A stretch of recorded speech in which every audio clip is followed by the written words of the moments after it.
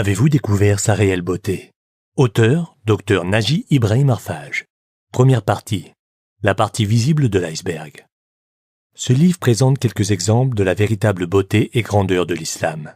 Il nous incite à avoir de bonnes intentions, des attitudes positives et des sentiments aimables envers les autres. Il nous apprend à pardonner et à aimer pour les autres ce que nous aimons pour nous-mêmes. Il nous incite à sourire sincèrement et à être aimable avec les autres. Il nous apprend à agir de façon courtoise. Il nous ordonne d'avoir une bonne conduite et un comportement respectueux. Il nous enseigne à être doux envers les êtres humains, les animaux et notre environnement. Il nous demande de respecter et de prendre soin de nos parents, des personnes âgées, d'être bons envers notre famille, nos conjoints et nos enfants. Il nous encourage à aider, à nourrir et à soutenir les faibles, les pauvres, les nécessiteux et les handicapés. Il nous invite à penser, à raisonner et à fonder nos jugements sur la preuve. Avant que je vous révèle le secret de l'islam, permettez-moi d'ajouter qu'il nous enseigne que tous les êtres humains sont égaux indépendamment de leur race, couleur ou nationalité. Nous apprend à ne pas blesser, détester, transgresser, déposséder ou mépriser les autres. Nous indique de manière explicite pourquoi nous sommes ici, qui nous y a amenés, où nous nous dirigeons et quelle est notre destination finale. Nous apprend à vivre dans la paix et en bonne relation avec Dieu, les autres et nous-mêmes. Répond de manière claire à nos questions fondamentales et cruciales. En effet, il mène à la vérité et à la réussite certaine, à la tranquillité de l'esprit, au vrai bonheur, au salut et à la vie éternelle. Pouvez-vous croire que cette merveilleuse révélation soit l'islam? Si nos esprits sont prisonniers de préjugés et de vérités préétablies, nous ne verrons jamais la beauté ou la vérité des choses. Il se peut que vous ayez des idées préconçues, négatives au sujet de l'islam. Il se peut que vous le connaissiez seulement au travers des médias quand il parle de terrorisme, de ces quelques personnes qui revendiquent leurs actes terroristes au nom de leur religion. Il se peut que vous vous soyez documenté ou que vous ayez entendu parler de l'islam à partir de sources inexactes ou incorrectes. Alors, je vous invite à un regard objectif et à une ouverture d'esprit en lisant ce livre qui vous montrera la beauté, la clarté et la simplicité de l'islam.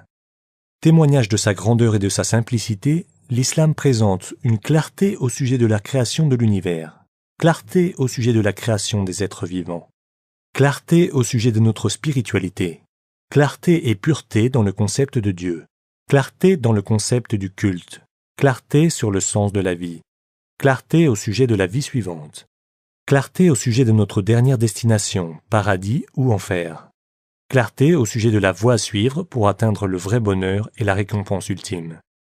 Avant d'entrer dans le vif du sujet, voici quelques définitions islamiques essentielles. Allah. En arabe, Allah est le nom du seul vrai Dieu, le Créateur. L'islam enseigne qu'Allah est le Dieu de toute l'humanité. Les Arabes, Juifs et chrétiens avaient l'habitude d'utiliser ce nom, Allah, pour se référer à Dieu. Muhammad, PBSL, c'est le dernier prophète du seul vrai Dieu, Allah.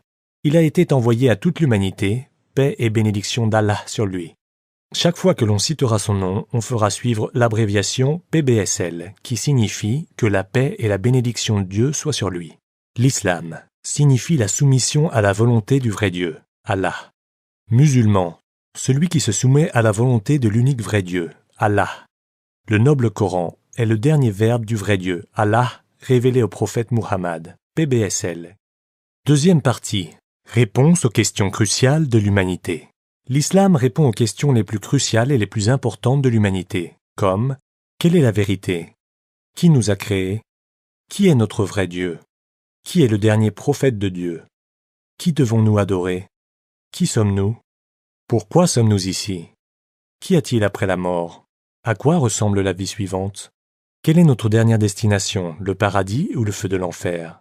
Comment pouvons-nous atteindre la véritable paix de l'esprit, la réussite et le vrai bonheur? Comment pouvons-nous obtenir la vie éternelle? Avec un esprit et un cœur prêts à découvrir la vérité, écoutez avec la plus grande honnêteté et jugez par vous-même. Quelle est cette vérité? Dans l'islam, le seul vrai Dieu, Allah, est à l'origine de la création tout entière.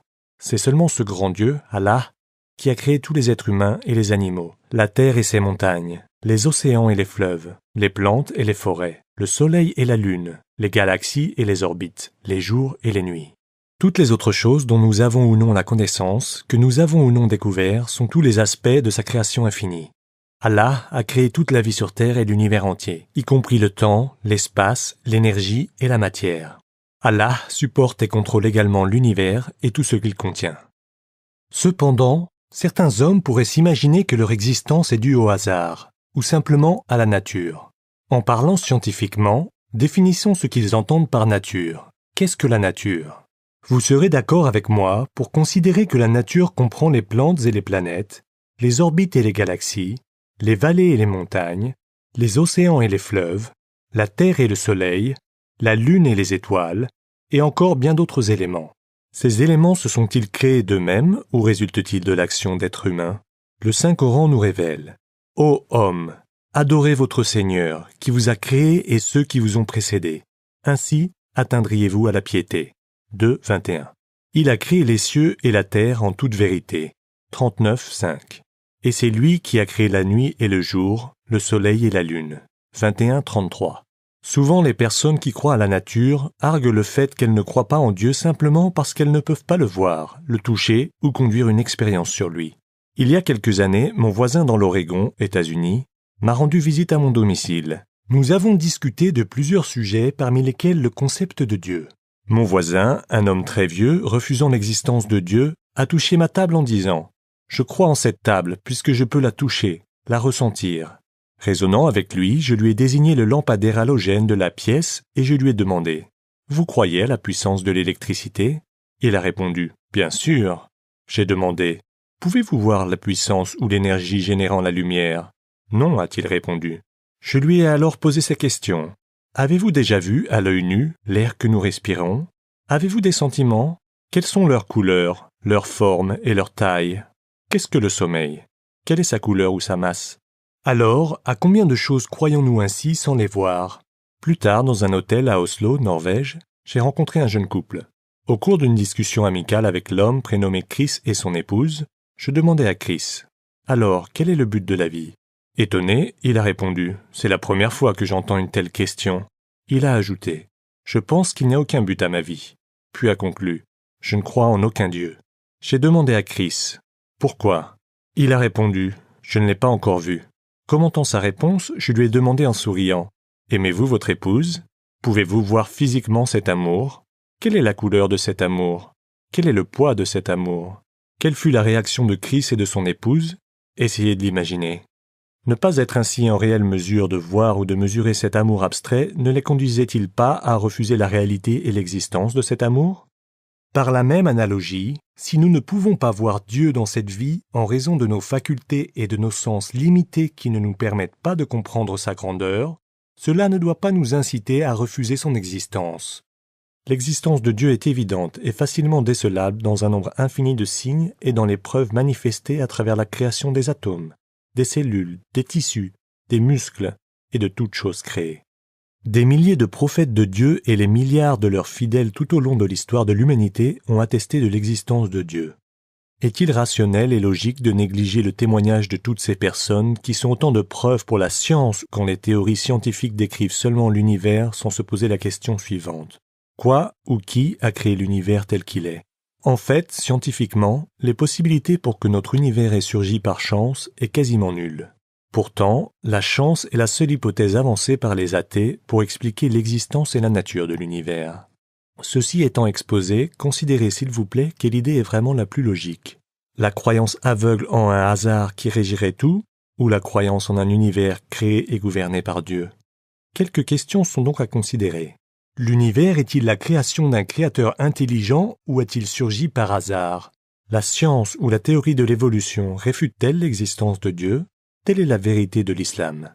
Il n'y a qu'un seul Dieu, le Créateur et pourvoyeur de l'humanité. Béni et exalté soit-il. Nous ne devons pas considérer quelqu'un ou quelque chose comme supérieur ou égal à lui. Le seul vrai Dieu, Allah, nous a créés pour ne reconnaître et n'adorer que lui. Ceux qui l'adorent comme il convient et suivent parfaitement ses commandements seront admis au paradis et à la vie éternelle. Par conséquent, ceux qui désobéissent à Dieu et suivent leurs passions et leurs tentations perfides seront envoyés en... Où, selon vous ? On ne peut atteindre le véritable bonheur et la paix de l'esprit que par la croyance et la soumission à l'unique vrai Dieu, Allah. Qui est le vrai Dieu ? L'islam répond de manière claire et admirable à cette question cruciale et importante. Il nous révèle de nombreux détails sur le seul vrai Dieu, sur son caractère unique et ses qualités. Le Saint-Coran dévoile, dit « Il est Allah, unique, Allah, le seul à être imploré pour ce que nous désirons. Il n'a jamais engendré, n'a pas été engendré non plus, et nul n'est égal à lui. 112, 1, 4. Il s'agit d'un chapitre complet du Saint-Coran. Ce merveilleux et court chapitre nous indique avec concision la vérité suprême au sujet du Dieu, Allah, et de sa véritable nature.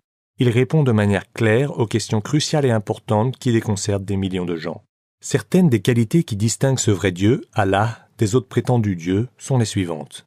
Ce seul vrai Dieu est le Créateur, et non créé. Ce seul vrai Dieu est un. Il n'a aucun égal. Ce seul vrai Dieu est invisible. Personne ne peut le voir dans cette vie. Il n'est pas matériel, ni incarné dans aucune forme. Ce seul vrai Dieu est éternel. Il ne meurt pas, ni ne se transforme pas. Ce seul vrai Dieu n'a besoin ni de personne, ni de quoi que ce soit, ni d'une mère, d'une épouse ou d'un fils, ni de nourriture, de boisson ou de secours. Ce sont les autres, êtres ou choses, qui ont besoin de lui. Ce seul vrai Dieu est unique dans ses attributs. Personne n'est semblable à lui. Aucune description humaine ne peut lui être attribuée. Avez-vous découvert ces secrets? En effet, l'islam se manifeste à nous et parle à nos natures innées. Il parle à notre âme, à notre spiritualité et notre intellect. Allah, qui connaît les mystères et les pensées de nos âmes, de nos esprits et de nos cœurs, nous révèle les secrets et les clés de leur tranquillité et de leur contentement. Comment atteindre la paix de l'esprit, la tranquillité et le contentement? Secret 1. Connaître votre seul vrai Dieu. Secret 2. Croire en lui seul. Secret 3. Suivre sa volonté. Secret 4. Croire en les prophètes de Dieu, dont le prophète Muhammad, PBSL. Secret 5. Se souvenir de Dieu. Secret 6. Chercher le pardon de Dieu. Secret 7. L'adorer lui seul. Secret 8. Aimer pour autrui ce que vous aimez pour vous-même. Secret 9. Être généreux envers les autres et s'efforcer de les rendre heureux. Secret 10. Faire preuve de sincérité et de piété. En bref, ces 10 clés secrètes à travers lesquelles nous pouvons atteindre la tranquillité et le contentement ainsi que la paix spirituelle, sociale et mondiale comptent parmi les magnifiques trésors du noble Coran et les paroles prophétiques.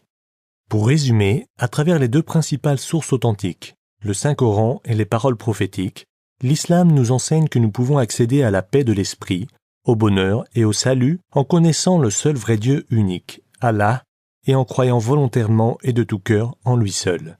Nous devons également croire en tous ces prophètes, dont le prophète Muhammad, PBSL, et suivre leurs conseils et leurs enseignements. Ainsi, la passerelle vers une vie heureuse, accomplie et éternelle réside dans la croyance et l'attestation de ce témoignage. J'atteste qu'il n'y a de divinité digne d'être adorée qu'Allah, sans rien lui associer, et j'atteste que Muhammad est le messager d'Allah. Cependant, l'islam nous indique que croire seulement en un Dieu et ses prophètes n'est pas suffisant pour obtenir la paix de l'esprit, le bonheur et le salut. Nous devons nous soumettre à la volonté d'Allah seul en l'adorant et en nous conformant à ses commandements. La soumission à la volonté de Dieu est l'essence même du message d'Allah, confirmant ainsi le vrai sens de la soumission à lui et de la récompense promise pour ceux qui croient et font de bonnes actions. Allah révèle dans le Coran. Ceux qui croient et font de bonnes œuvres auront pour résidence les jardins du Firdaus, paradis, 18-107. De manière comparable, la Bible rapporte ces paroles. Comme le corps sans l'esprit est mort, la foi sans les actes est morte. Nouveau Testament, Épître de Jacques, 2-26. Fait remarquable, Jacques, 4-7, a également évoqué la signification de l'islam telle qu'elle a été discutée précédemment. Soumettez-vous donc à Dieu. Aussi les musulmans sont-ils de vrais disciples de Jésus et de tous les prophètes. Un musulman désigne en effet une personne qui soumet sa volonté à l'unique vrai Dieu. Le vrai musulman a foi en Allah, le seul vrai Dieu, et fait de bonnes actions. Il obéit et suit les commandements que Jésus et les prophètes ont enseignés et appliqués, principalement à travers la croyance en un seul vrai Dieu, la prière, la prosternation genoux à terre en adoration, le jeûne, l'aumône et la charité en disant « si Dieu le veut », Inch'Allah. L'usage de la formule de salutation de Jésus et des prophètes « que la paix soit sur vous ». Assalamu alaikum. Ce sont là seulement quelques exemples et preuves qui mettent clairement en évidence la vérité, l'unité et l'universalité de cette grande et belle religion de tous les prophètes qu'est l'islam. En pratique, une personne qui est musulmane ou qui voudrait le devenir doit croire en 6 articles de foi. Les 6 articles de foi. Croire en Allah, le seul vrai Dieu, qui est le seul digne d'être adoré. à son existence, son unicité, Tawhid, sa seigneurie, ses noms et attributs uniques. Croire aux anges d'Allah, qui ont été créés par Allah pour le louer, pour lui obéir et exécuter ses ordres. Croire aux livres d'Allah envoyés à ses prophètes et messagers, et non les récits relatés par divers hommes. La Bible révélée à Jésus, la Torah révélée à Moïse, et le Saint-Coran qui est la dernière révélation pure et authentique de Dieu envoyée à Muhammad, PBSL. Croire aux messagers et prophètes, notamment Adam, Noé, Abraham, Moïse, Jean-Baptiste, Jésus et le dernier des prophètes, Muhammad, PBSL. Ainsi, la foi d'un musulman n'est pas complète s'il ne croit pas en Moïse et Jésus comme des prophètes envoyés par le vrai Dieu, Allah, le Créateur. Croire au jour du jugement dernier. Toute l'humanité sera jugée par Allah selon sa foi, ses œuvres et ses actions. Qui seront ceux admis à une vie heureuse et éternelle, au paradis, et ceux jetés dans le feu de l'enfer? Croire au destin comme accomplissement de la volonté d'Allah et en sa connaissance infinie de toutes. Les croyants placent leur foi en Allah. Que le destin soit bon ou mauvais, ils doivent avoir pleine foi en lui et accepter tout ce qu'il fait.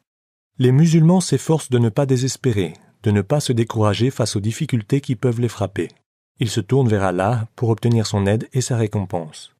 Cette foi sincère en Allah et son décret conduit les musulmans à ressentir la paix de l'esprit et le contentement en dépit des agressions, des invasions et des oppressions subies, en dépit de l'expropriation de leurs terres, de l'exploitation de leur pétrole et richesses, malgré l'injustice, la partialité, la discrimination et la diffamation dont certains peuvent être victimes. Voici exposés de façon brève les 6 articles de la foi de l'islam auxquels un vrai musulman doit croire. Les 5 piliers. Le croyant se doit de manière générale de réaliser de bonnes actions. Au-delà de la croyance en ces articles de la foi, l'aspect théorique de l'islam enseigne aux musulmans à se soumettre aux 5 piliers fondamentaux, l'aspect pratique de l'islam. Les voici. Shahada, la profession de foi. J'atteste qu'il n'y a de divinité digne d'être adorée qu'Allah, sans rien lui associer, et j'atteste que Muhammad est le messager d'Allah. En arabe, Ashhadu Allah illaha illallah wa ashhadu anna Muhammada Rasulullah. Par ce témoignage, le musulman embrasse l'islam et attestant de sa foi en l'unicité de Dieu et en la prophétie de Muhammad, PBSL. Il est le reflet de la beauté et de la simplicité de l'islam. Salat, la prière. Pratiquer les 5 prières quotidiennes obligatoires. Elle s'effectue debout, en s'inclinant, en se prosternant, en récitant des passages du Coran, en faisant l'éloge d'Allah et en demandant sa miséricorde, son pardon et le paradis. Évoquons la beauté et le pouvoir des prières. Elles nous apportent la richesse spirituelle, le confort psychologique, le soutien, le soulagement, la tranquillité et le contentement de nos âmes, esprit et cœur.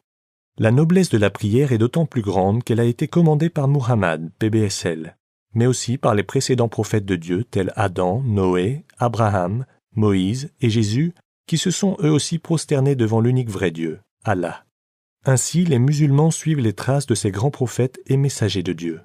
De nombreuses autres grandes valeurs, comme l'amour de Dieu, la soumission et l'abandon à lui, comme la supplication, la communauté, l'Oumma, l'égalité, la sincérité, la patience et l'humilité sont également prônées et inculquées par la prière. L'invocation sincère, dhikr, la supplication, doua, la recherche du pardon, istighfar, et la prière, salat, à Allah le seul, sont les clés de la paix de l'esprit, de la tranquillité et des bénédictions. Ceux qui ont cru et dont les cœurs se tranquillisent à l'évocation d'Allah. Certes, c'est par l'évocation d'Allah que les cœurs se tranquillisent. 13-28. Et votre Seigneur dit, « Appelez-moi, je vous répondrai. » 40-60. Zakat, l'aumône légale. Obligation de donner un certain montant déterminé de sa richesse aux nécessiteux. La zakat nous écarte de la cupidité et de l'avarice. Elle purifie notre argent et nos propriétés et nous apprend l'entraide et le partage. Pont d'amitié et de respect mutuel entre les riches et les pauvres, l'aumône favorise le soutien, l'aide, la coopération et la solidarité entre tous les membres de la société. Saum, le jeûne. Abstinence de nourriture, de boissons, de rapports conjugaux de l'aube jusqu'au coucher du soleil. Parmi les bénéfices tirés du jeûne, on révélera les avantages spirituels. Il développe la taqwa, piété et la sincérité. Le jeûne du mois du Ramadan est une grande occasion pour atteindre la miséricorde de Dieu et son pardon, pour s'efforcer d'obtenir la vie éternelle au paradis et être sauvé de l'enfer. Avantages moraux et émotionnels. Pendant le Saum du mois du Ramadan, nous faisons l'expérience de la faim dont souffrent des millions d'hommes dans différentes parties du monde.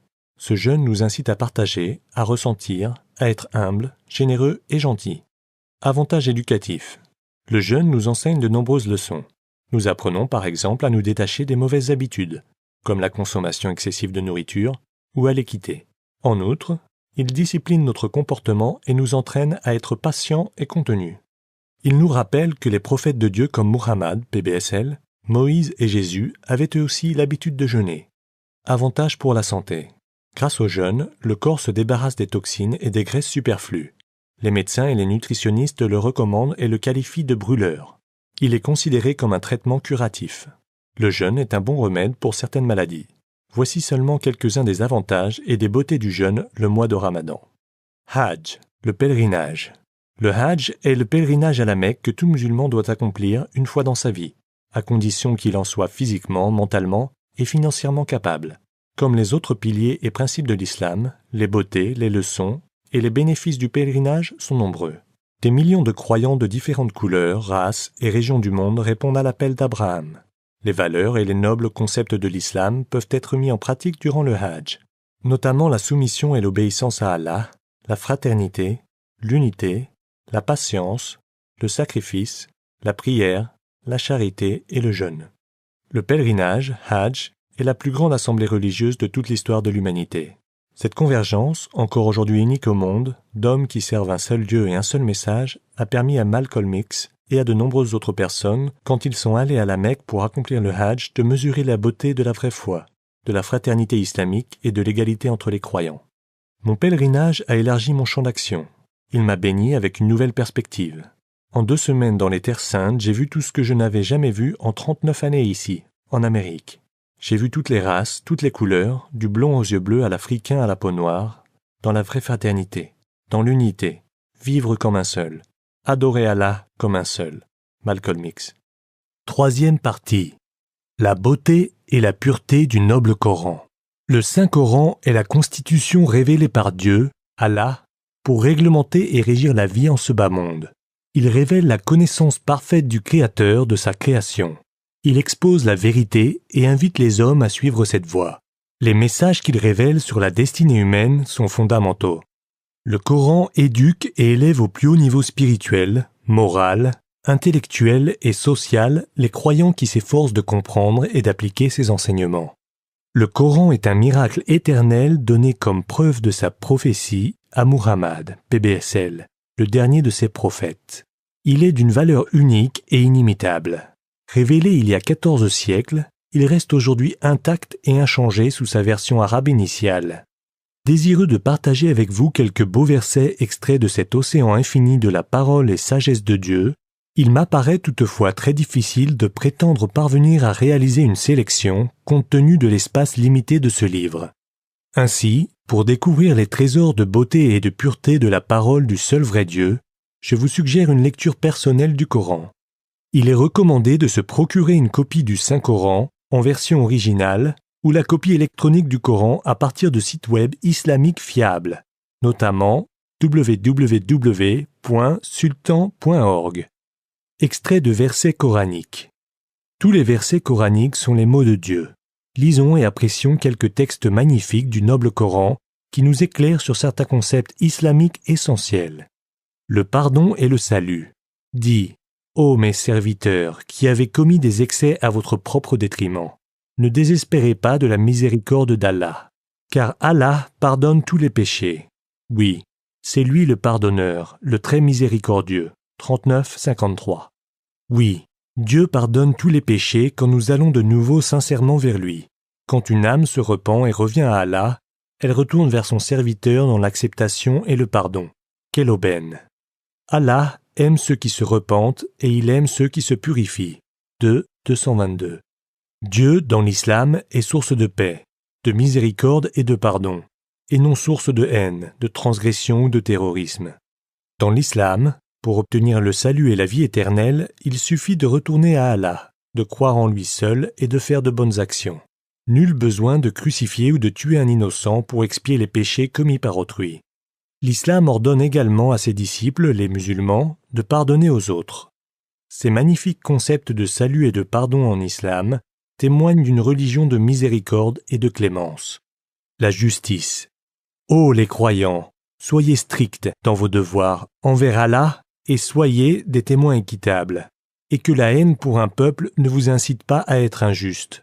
Pratiquez l'équité, cela est plus proche de la piété, et craignez Allah, car Allah est certes parfaitement connaisseur de ce que vous faites. 5.8. L'islam nous enseigne à être juste avec tout le monde, qu'il s'agisse d'amis ou d'ennemis, et à tout moment, que ce soit en temps de paix ou de guerre. Il enseigne à ses disciples à se conduire avec une moralité et une justice exemplaires, non soumises aux désirs individuels, à des circonstances sociales et culturelles ou à un relativisme temporel. Allah vous commande de rendre les dépôts à leurs ayants droit, et quand vous jugez entre des gens, de juger avec équité. Quelle bonne exhortation qu'Allah vous fait. Allah est, en vérité, celui qui entend et qui voit tout. 4.58.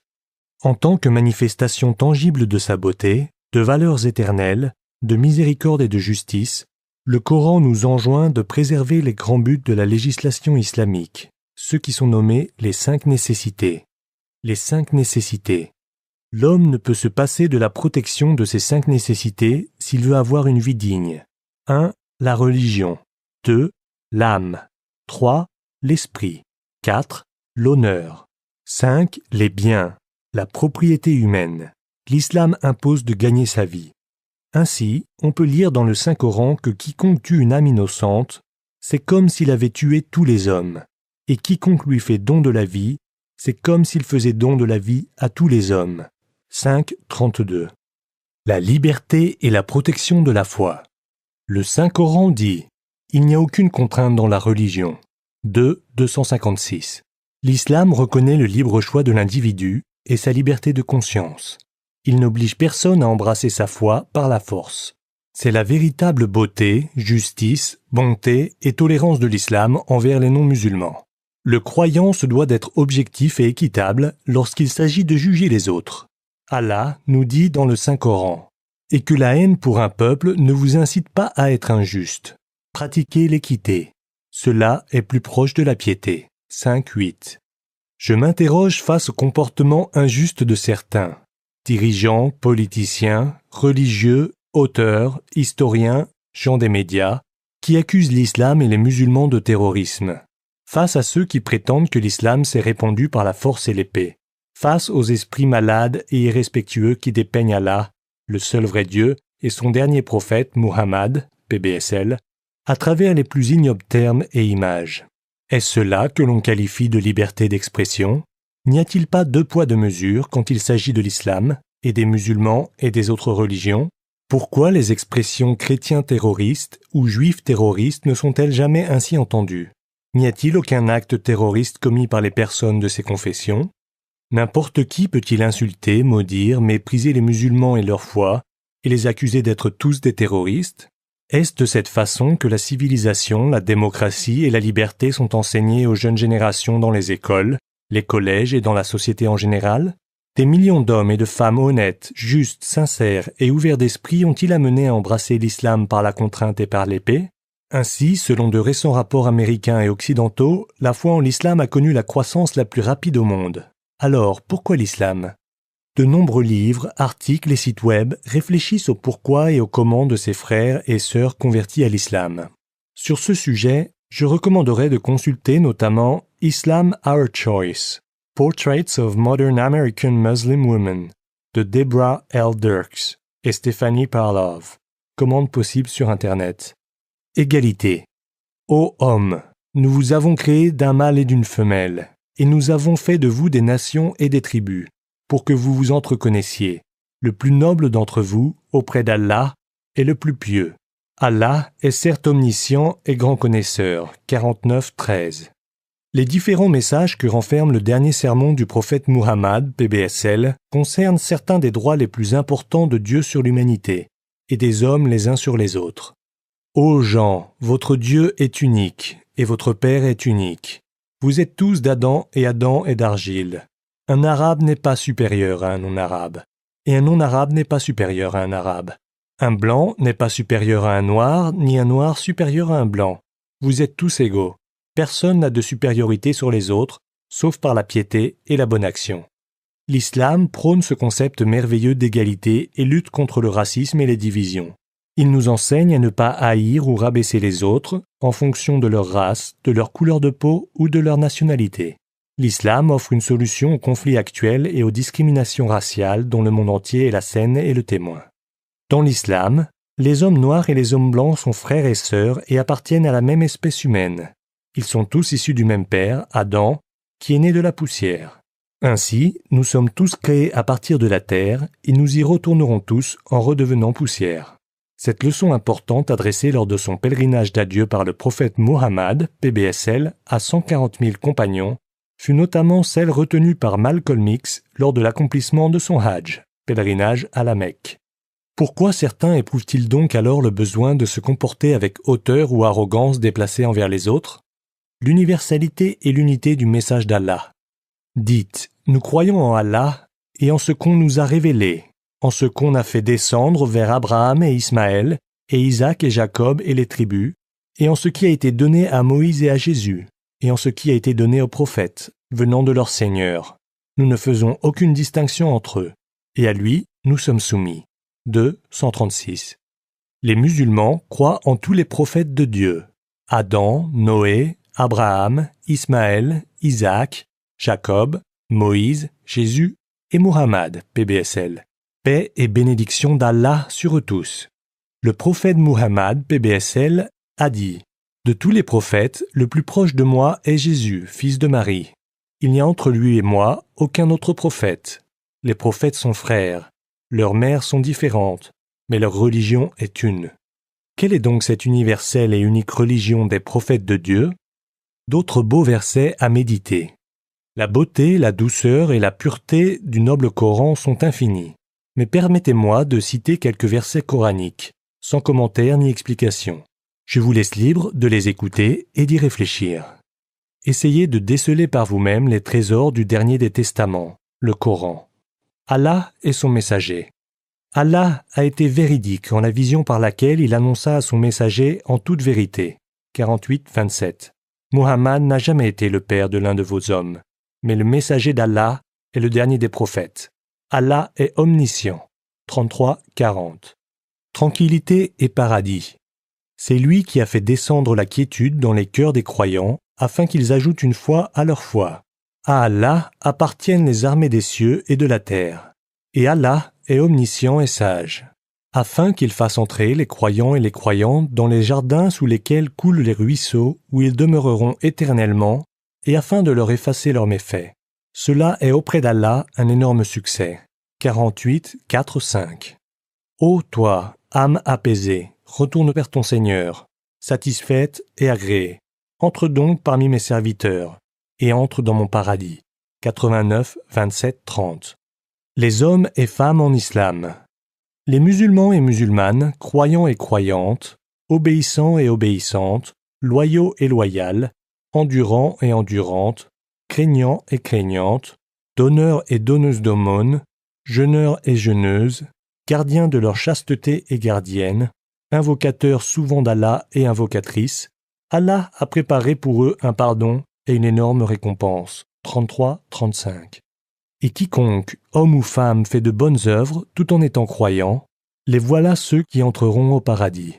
4, 124. Enseignement brillant. Et concourez au pardon de votre Seigneur et à un jardin, paradis, large comme les cieux et la terre, préparé pour les pieux, qui dépensent dans l'aisance et dans l'adversité, qui dominent leur rage et pardonnent à autrui, car Allah aime les bienfaisants.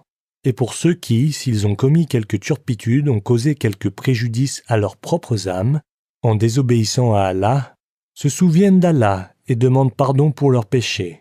Et qui est-ce qui pardonne les péchés sinon Allah, et qui ne persiste pas sciemment dans le mal qu'ils ont fait?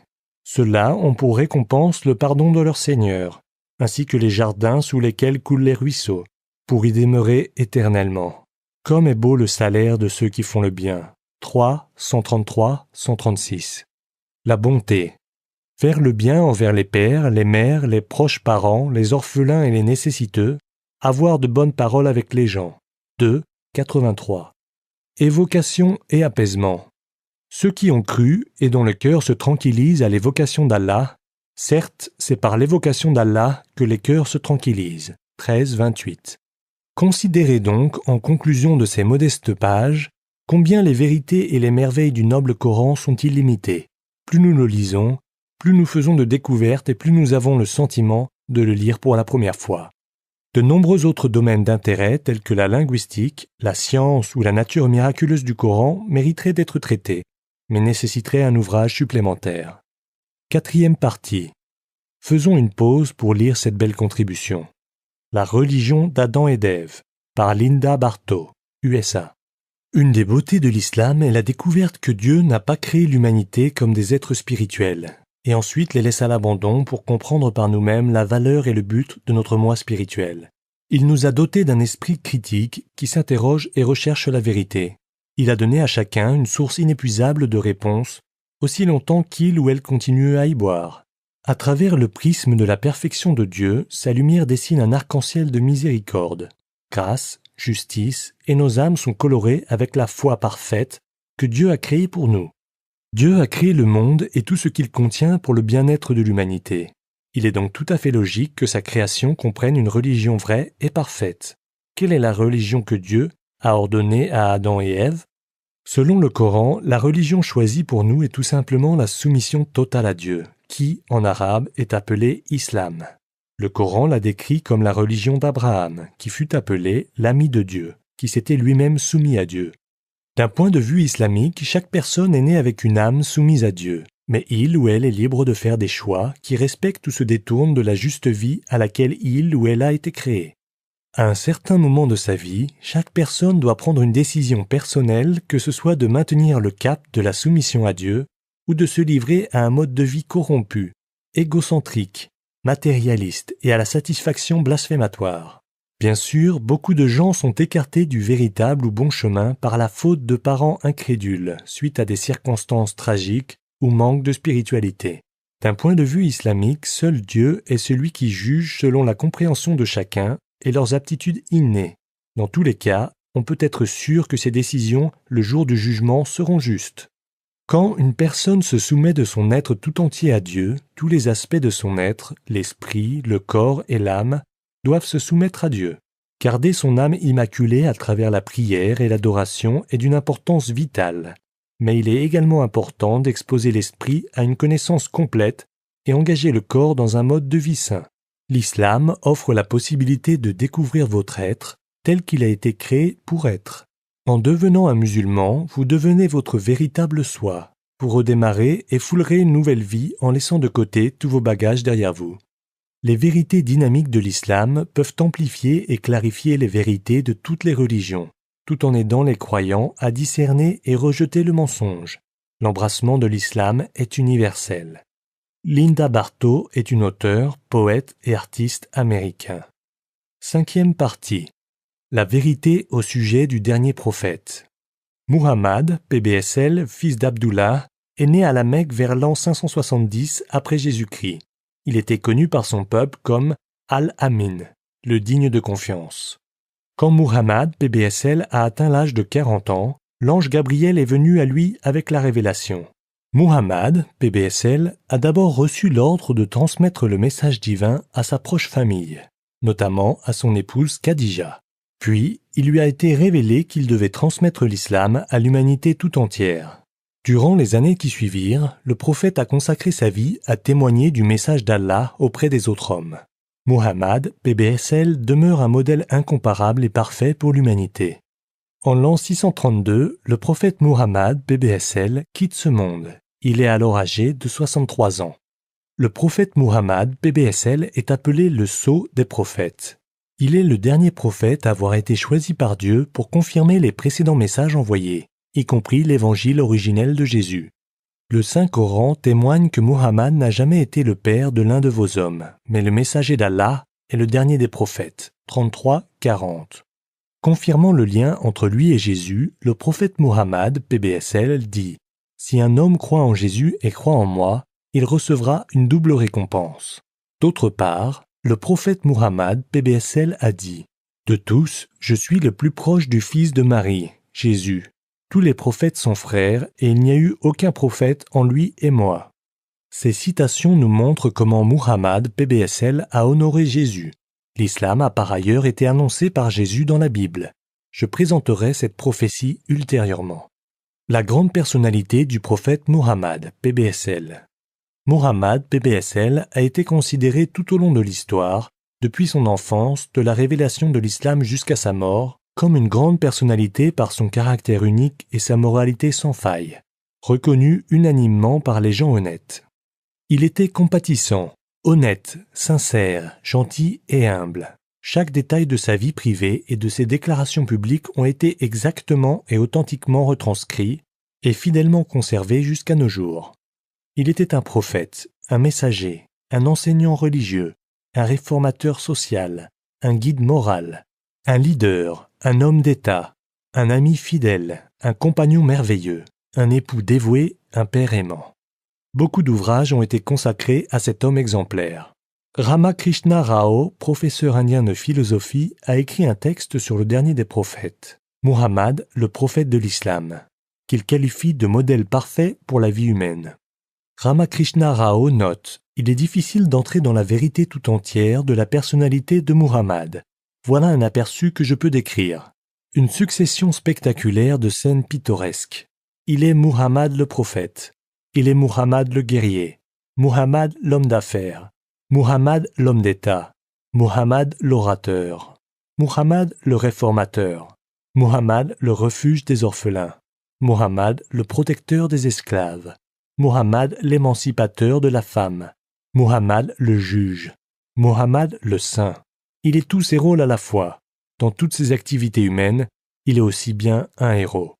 En effet, en l'espace d'environ 23 ans de mission prophétique, Muhammad PBSL a complètement métamorphosé la péninsule arabique, du paganisme et de l'idolâtrie à la soumission à un Dieu unique, des querelles tribales et des guerres à la solidarité et à la cohésion, de l'ivresse et de la débauche à la sobriété et à la piété, de l'anarchie à la vie disciplinée, de la faillite absolue de la moralité au plus haut niveau d'excellence morale. Une transformation aussi complète d'une société ou d'un lieu en l'espace de 2 décennies n'a pas connu et ne connaît pas d'équivalent dans toute l'histoire de l'humanité. Le passage d'un avant à un après relève des incroyables merveilles de l'islam. Le prophète Muhammad, PBSL, dans les Écritures saintes. Bien que ce livre n'ait pas pour objet d'énumérer toutes les prophéties ayant annoncé la venue de Muhammad, PBSL, dans les différentes écritures religieuses, je mentionnerai cependant que les savants musulmans en ont trouvé des témoignages dans des textes parsis, hindous, bouddhistes, juifs et chrétiens. Notons que la référence à Muhammad, PBSL, dans d'autres écritures saintes est un sujet intéressant qui a été soulevé dans nombre de livres et d'articles, ainsi que sur Internet. Pour de plus amples informations sur ce point, vous pouvez visiter le site web de Zakir Naik, www.irf.net, ou faire une recherche Internet en tapant les mots « Prophète Muhammad »,« Muhammad dans les écritures hindoues »,« Muhammad dans la Bible », etc. Parmi d'autres, le livre d'A.H. Vidyarthi et Du Ali a pour titre « Muhammad dans les écritures parsis, hindoues et bouddhistes ». Dans son texte admirable « Muhammad dans la Bible », le professeur Abdul Ahad Daoud, anciennement révérend David Benjamin, commente la Bible qui annonce l'avènement du prophète de l'islam, qui est « comme toi, Moïse ». Il écrit « Nous avons lu les mots suivants dans le livre du Deutéronome, chapitre 18, verset 18. Je leur susciterai du milieu de leurs frères un prophète comme toi. Je mettrai mes paroles dans sa bouche, et il leur dira tout ce que je lui commanderai. Si ces mots ne s'appliquent pas à Muhammad, PBSL, il reste alors lettre morte. Jésus lui-même n'a jamais prétendu être le prophète dont il est fait allusion. Jésus, comme on le croit en son Église, apparaît comme un juge et non comme un législateur. Mais le promis doit venir avec le feu de la loi dans sa main droite. Les savants musulmans affirment que cette prophétie ne peut s'appliquer à nul autre que Muhammad, PBSL. Moïse et Muhammad, PBSL, se ressemblent à bien des égards. Ils ont la même première lettre de leur nom. Ils se ressemblent dans leur naissance naturelle, leur mariage, leur mission et leur mort naturelle. Les deux étaient des prophètes, des dirigeants et hommes d'État. Les deux ont apporté le feu de la loi. Jésus, lui, est différent de Moïse à plusieurs aspects. Sa naissance, sa mission et sa fin diffèrent de celle de Moïse. Jésus ne s'est pas marié, n'a pas gouverné son peuple, ni n'a combattu dans des guerres, contrairement à Moïse. Il faut souligner qu'un prophète parmi les frères se réfère à un prophète issu des frères des Israélites, c'est-à-dire les Ishmaélites. Dans le Nouveau Testament, Jésus a promis la venue d'un autre prophète, et il vous donnera un autre consolateur. Évangile de Jean 14, 16. Jésus a proclamé « Cependant, je vous dis la vérité, il vous est avantageux que je m'en aille, car si je ne m'en vais pas, le consolateur ne viendra pas vers vous, mais si je pars, je vous l'enverrai. Et quand il sera venu, il convaincra le monde en ce qui concerne le péché, la justice et le jugement. J'ai encore beaucoup de choses à vous dire, mais vous ne pouvez pas les porter maintenant. Quand le consolateur sera venu, l'Esprit de vérité, il vous conduira dans toute la vérité, car il ne parlera pas de lui-même, mais il dira tout ce qu'il aura entendu, et il vous annoncera les choses à venir. Il me glorifiera. » Évangile de Jean 16, 7, 14.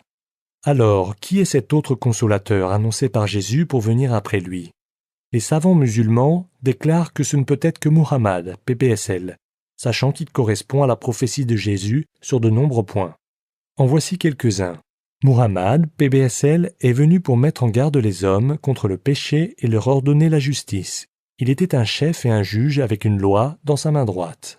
La référence de Jésus à un autre consolateur ne peut s'appliquer au Saint-Esprit, car le Saint-Esprit, qui fait partie de la Sainte Trinité, Dieu le Père, Dieu le Fils et Dieu le Saint-Esprit, selon les chrétiens qui croient en lui, était présent avant et durant la mission de Jésus, alors que la Bible précise que cet autre consolateur devait lui succéder. Muhammad, PBSL, a, entre autres choses, guidé les hommes à la vérité ultime en leur indiquant le seul vrai Dieu, à la vérité concernant le but de la vie ici-bas, à la vérité sur l'au-delà et la vie éternelle. Muhammad, PBSL, nous a montré les événements à venir à travers de nombreuses prophéties et miracles transmis par celui qui l'a envoyé pour nous éclairer, Allah. Muhammad, PBSL, était un prophète qui n'a pas parlé de lui-même, qui a dit tout ce qu'il a entendu, comme l'a annoncé Jésus. Il a été l'instrument par lequel Dieu a révélé sa parole, le Saint-Coran, et Muhammad, PBSL, récita la parole de Dieu au nom d'Allah. La Bible a annoncé « Il dira en mon nom » Deutéronome 18-19. Ainsi, les chapitres du Saint-Coran sont précédés par les mots « Au nom d'Allah ». Muhammad, PBSL et le Saint-Coran ont fortement glorifié Jésus. En son honneur, nombre de musulmans aiment ainsi nommer leurs enfants Issa, ce qui signifie Jésus en arabe. Voici un extrait de l'Évangile selon Jean 1, 19-21. C'est ici le témoignage de Jean, lorsque les Juifs envoyèrent de Jérusalem des sacrificateurs et des Lévites pour demander à Jean « Qui es-tu » Il le confessa et ne le désavoua point. Il le confessa en disant « Je ne suis point le Christ. » « Qui es-tu donc » lui demandèrent-ils. « Es-tu Élie » Et il dit « Je ne le suis point. »« Es-tu le prophète » Et il répondit « Non. » Les savants musulmans affirment que Muhammad, PBSL, est celui qui est mentionné dans le passage du texte biblique cité ci-dessus. Puisque Jean a répondu qu'il n'est pas le prophète, qui est alors ce prophète attendu?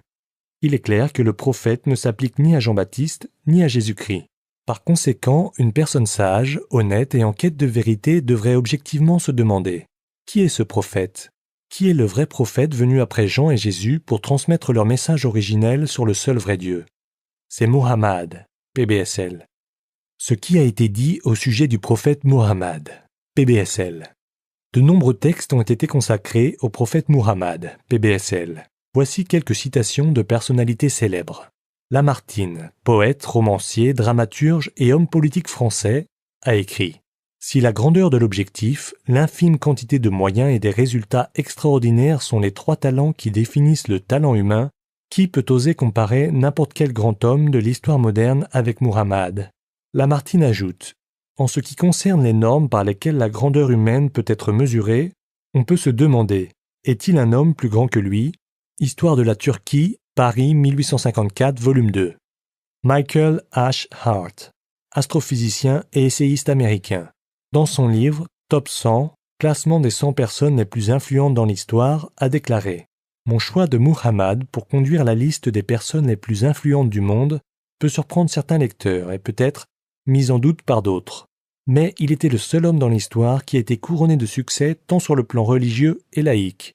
Hart a conclu que c'est pour une combinaison inégalée de l'influence laïque et religieuse que je considère Muhammad comme le personnage le plus influent dans l'histoire humaine. George Bernard Shaw, essayiste et dramaturge irlandais, dans Le véritable islam, a écrit « Si un homme comme Muhammad était amené à diriger le monde, il parviendrait à résoudre tous les problèmes et à ramener la paix et le bonheur. » George Bernard Shaw note « Il était de loin l'homme le plus remarquable qui n'ait jamais mis le pied sur cette terre. Il prêcha une religion, fonda un État, construit une nation, établit un code moral, a initié de nombreuses réformes sociales et politiques, a créé une société puissante et dynamique pour pratiquer et représenter ses enseignements, et a complètement révolutionné le monde de la pensée humaine et le comportement de tous les temps à venir. Le véritable islam, 1936, volume 1. Gandhi, dirigeant politique, guide du mouvement pour l'indépendance de l'Inde, a déclaré « Je suis désormais plus que jamais convaincu que ce n'était pas l'épée qui créait une place pour l'islam dans le cœur de ceux qui cherchaient une direction à leur vie. C'était cette grande humilité, cet altruisme du prophète, l'égard scrupuleux envers ses engagements, sa dévotion intense à ses amis et adeptes, son intrépidité, son courage, sa confiance absolue en Dieu et en sa propre mission. » Young India Newspaper. Goethe, poète, romancier, dramaturge et homme d'État allemand, a estimé que c'est un prophète et non un poète, et par conséquent son Coran doit être vu comme une loi divine, et non comme un livre d'un être humain écrit pour l'éducation ou le divertissement. L'Encyclopædia Britannica, volume 12, dit « Une masse de détails dans les sources premières montre qu'il, Muhammad, était un homme honnête et droit, qui avait gagné le respect et la loyauté d'autres hommes honnêtes et justes comme lui. Muhammad est le plus salutaire de tous les prophètes et des personnalités religieuses. » Thomas Carlyle, historien écossais, dans Héros et les cultes du héros, a déclaré « Comment un homme seul pourrait souder les tribus en guerre et des bédouins nomades en une nation plus puissante et civilisée en moins de 2 décennies. Les mensonges, calomnies occidentales amassés autour de cet homme, Muhammad, sont honteux à nous-mêmes seulement. » John Esposito, professeur d'université et directeur fondateur du Prince Al-Walid bin Talal Center for Muslim Christian Understanding de l'université de Georgetown, a écrit dans un ouvrage plus récent « Muhammad était parmi les grandes figures religieuses, des prophètes et fondateurs de religions, dont le caractère et la personnalité remarquables inspirent la confiance et l'engagement. Son succès phénoménal a attiré des adeptes et la création d'une collectivité et l'État qui a dominé l'Arabie pourrait être attribué non seulement au fait qu'il était un fin stratège militaire, mais aussi au fait qu'il était un homme hors du commun. Les disciples de Muhammad le trouvent juste, digne de confiance, pieux, honnête et compatissant. L'islam, le droit chemin. Esposito a noté que Muhammad n'était pas le fondateur de l'islam, qu'il ne démarre pas une nouvelle religion. Esposito précise en effet « L'islam a apporté une réforme, c'était l'appel une fois de plus à une soumission totale, l'islam, à Allah, et à la mise en œuvre de sa volonté, telle que révélée dans sa dernière forme à Muhammad, le dernier ou sceau des prophètes. Ainsi, pour Muhammad, l'islam n'était pas une foi nouvelle, mais la restauration de la vraie foi. » De belles citations prophétiques. Vous rappelez-vous ce qui a été mentionné dans la première partie, la partie visible de l'iceberg de ce livre? Tous les concepts mentionnés ici sont issus du Coran et des paroles du prophète Muhammad, PBSL. Voici quelques-unes des citations prophétiques donnant un aperçu de leur beauté et de leur douceur. Une bonne parole est une aumône. Un sourire sincère est une aumône. Le meilleur d'entre vous est le meilleur dans son caractère. Écarter une chose nuisible du chemin est une aumône. Le meilleur aspect de la foi, c'est la patience et la tolérance. Un homme a demandé au messager d'Allah « Quelle action en islam est la meilleure ?» Muhammad, PBSL, a répondu « Nourrir et saluer à la fois ceux que vous connaissez et ceux que vous ne connaissez pas. » Par ailleurs, le prophète Muhammad, PBSL, a dit « Le compatissant, Dieu, a pitié de ceux qui sont miséricordieux. Si vous faites preuve de miséricorde envers ceux qui sont sur la terre, celui qui est au ciel aura pitié de vous. Nul de vous ne sera vraiment croyant tant qu'il ne souhaitera pour son frère ce qu'il souhaite pour lui-même. Celui qui mange à sa faim alors que son voisin va se coucher sans nourriture n'est pas un croyant. Le puissant n'est pas celui qui frappe l'autre vers le bas. En effet, le puissant est celui qui se contrôle dans un excès de colère. Dieu ne vous juge pas selon vos corps et apparences, mais il scrute vos cœurs et juge vos actions. Le meilleur d'entre vous est celui qui est le meilleur envers sa famille, et je suis le meilleur d'entre vous envers ma famille. Les meilleurs d'entre vous sont ceux qui se comportent le mieux avec leurs épouses. Le meilleur de l'islam est de se comporter avec douceur et tolérance. Les meilleurs sont les plus bénéfiques pour les autres personnes. Ce sont là seulement quelques exemples des révélations prophétiques pleines de merveilleuse sagesse et à la valeur inestimable. Ce qui a été dit et enseigné des relations et actions de Muhammad, PBSL, avec les autres, de ses mœurs, reflète d'une personnalité particulière et unique. Le prophète représente la miséricorde, l'honnêteté, la sincérité, la bonté, l'honnêteté, l'humilité, la générosité, le pardon, la patience et la tolérance, ainsi que beaucoup d'autres grandes qualités. Voici quelques évocations des très nombreuses et magnifiques valeurs du dernier prophète. Après que ses adversaires mécois l'aient rejeté et n'ont pas cru en son message, l'islam. Après avoir persécuté et maltraité et essayé de le tuer à plusieurs reprises, après l'avoir torturé et tué beaucoup de ses disciples et de leurs proches, après l'avoir combattu, lui et ses compagnons, et chassé de leur maison, des propriétés et terres, quelle a été la réaction de Muhammad, PBSL, envers ses ennemis mécois quand il entra dans la Mecque pour la libérer de l'idolâtrie et du paganisme? Le bonheur et la joie de Muhammad, PBSL et des musulmans de revenir dans leur demeure et dans la ville sainte étaient alors immenses après cette grande victoire à la Mecque. Le prophète Muhammad, PBSL, a réuni les Mécois qui ont craint d'être blessés ou tués en représailles de leurs abus dans le passé et du meurtre des musulmans. Muhammad, PBSL, leur a demandé « Que croyez-vous que je vais faire de vous ?» Ils répondirent « Tu es un frère généreux et le fils d'un honorable frère qui est des nôtres. » C'est alors que ce prophète tolérant, généreux et miséricordieux leur pardonna, en annonçant « Aucun mal ne vous sera fait, vous pouvez partir, vous êtes libres. » Avez-vous déjà assisté à une telle scène? Avez-vous déjà entendu une telle histoire? Pouvez-vous ressentir la miséricorde du prophète? Décrivant cet événement historique sans précédent, John Esposito a déclaré « Évitant la vengeance et le pillage de la conquête, le prophète a plutôt accepté un accord, l'amnistie plutôt que de sortir l'épée contre ses anciens ennemis. Pour leur part, les Mécois convertis à l'islam acceptèrent le commandement de Muhammad et ont été intégrés au sein de l'Oumma, communauté musulmane. À l'opposé de cette clémence, avez-vous conscience des diverses atrocités commises par les nations qualifiées de superpuissances, lesquelles ont injustement attaqué, envahi et torturé tout au long de l'histoire humaine? Ainsi, plus nous découvrons la vie de Muhammad, plus nous nous rendons compte de son excellente conduite et de son admirable caractère, et de l'évidence qu'il a été envoyé comme une miséricorde pour tous les peuples.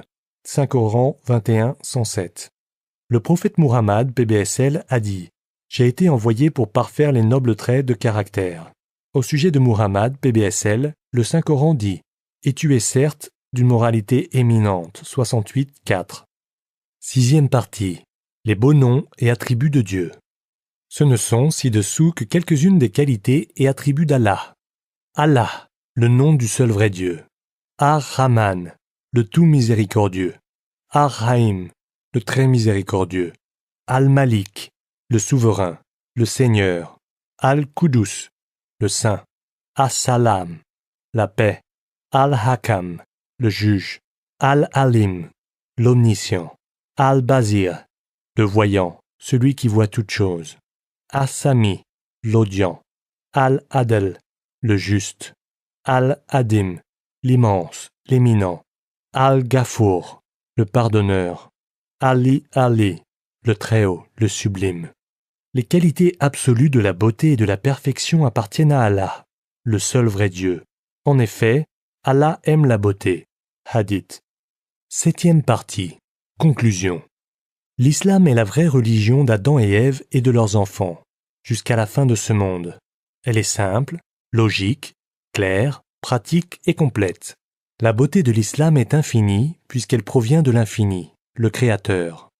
Le seul vrai Dieu, Allah, dit dans le noble et authentique Coran « Aujourd'hui j'ai parachevé pour vous votre religion et accompli sur vous mon bienfait, et j'agrée l'islam comme religion pour vous. » 5.3. Le seul vrai Dieu nous révèle que Muhammad, PBSL, est son dernier et final prophète, envoyé à toute l'humanité, juifs, chrétiens, musulmans, hindous, bouddhistes, athées, agnostiques, etc. Allah a offert sa guidance et sa lumière à tous les hommes et leur a révélé les secrets et les clés qui permettent d'atteindre la tranquillité et le contentement, la paix spirituelle, sociale et mondiale. L'islam nous apprend à être juste, sage, sincère, honnête, objectif et ouvert d'esprit dans notre quête de la vérité. Échanger avec les autres et les juger doit se faire avec justice, dans une attitude positive, à travers un dialogue, un respect mutuel et un souci de compréhension. La recherche de la vérité doit s'appuyer sur des sources fiables et des faits authentiques.